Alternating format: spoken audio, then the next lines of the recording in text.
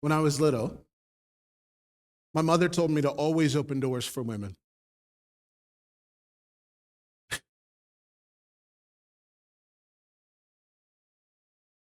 I'm sorry, I just thought about her.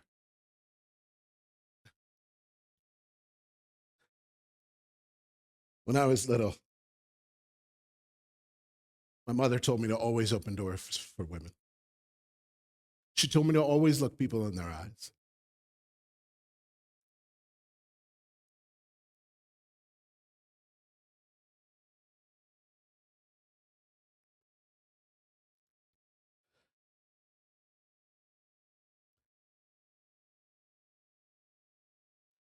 That woman in that picture died 3 years ago, and I'm sorry.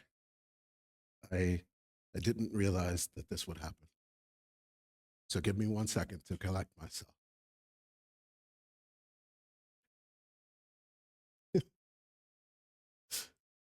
All right. That woman, she told me to always open doors for women. She told me to always look people in their eyes. And she also told me to stop answering her with huh and what. When I asked her why, she told me because chivalry was important. And that's the way she wanted me to behave. She said she wanted me to be kind and polite and trustworthy and unselfish and, of course, articulate. When I asked her why chivalry was only important for women, she admitted she didn't know. And thus, I began opening and holding the door for everybody. Some people would smile. Some people would say thank you. Some people wouldn't even look at me, as if I was supposed to hold the door for them. When I was an older teen, I realized that she had given me a gift, and that gift was slowing down and paying attention to others.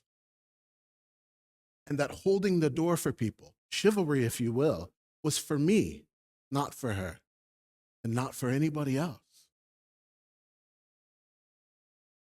Just a few weeks ago, I was at an airport, and I watched a young man struggle with a golf bag and a rolling bag as we were going down a set of escalators. He was struggling horribly, and the woman directly in front of me simply reached out and grabbed his rolling bag. The look on his face was priceless because somebody was helping him. Their interaction was minimal. We got to the bottom of the escalator. He said thank you, and they went their separate ways. But who knew the impact that would have, that small act? The English poet, romantic poet, William Wordsworth, he suggested that the greatest moments of a good man's life are those small, silent, unremembered, and unnamed acts of kindness and love. You see, slowing down and paying attention offers us something far greater than tangible prizes or even a thank you. They offer us the opportunity to pay attention. And if we pay attention, we can be thoughtful. And if we can be thoughtful, well, then we can be empathetic. And empathy is the gateway to compassion. And with compassion, our world can be a better place.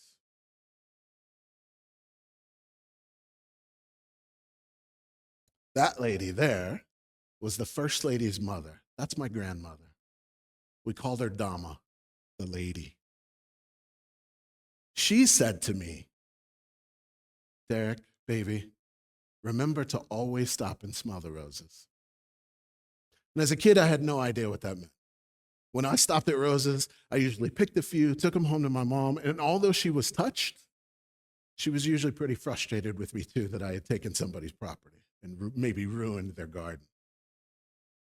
But I think there's a life lesson in that little 7-word sentence. Remember to stop and smell the roses. And I'd like to share it with you now. Piece number 1, we have to pay attention to what's around us.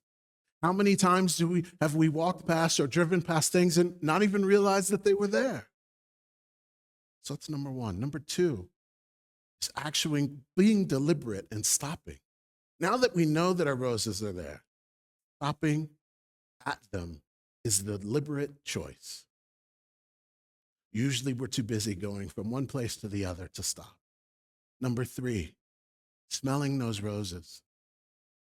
Smell is so important. It will bring back memories. There's no question as we take in the sweet aroma of a rose.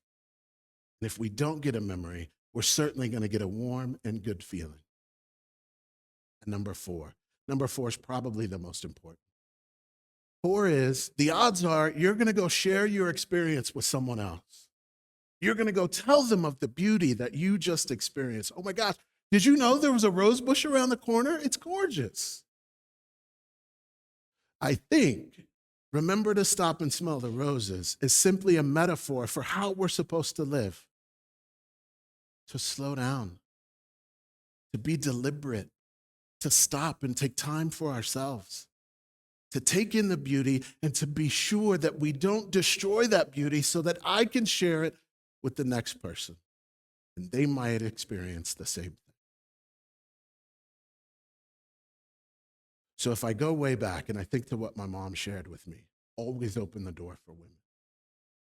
I think she was giving me so much more. It was to slow down. It was to pay attention to the world around me. It was to be thoughtful and kind. And if you are thoughtful and kind, you will no doubt have a positive effect on someone else's life. If you have a positive effect on someone else's life, your life will change for the good. So to that end, here's what I suggest. I suggest you all go find some roses. They make the difference. Thanks.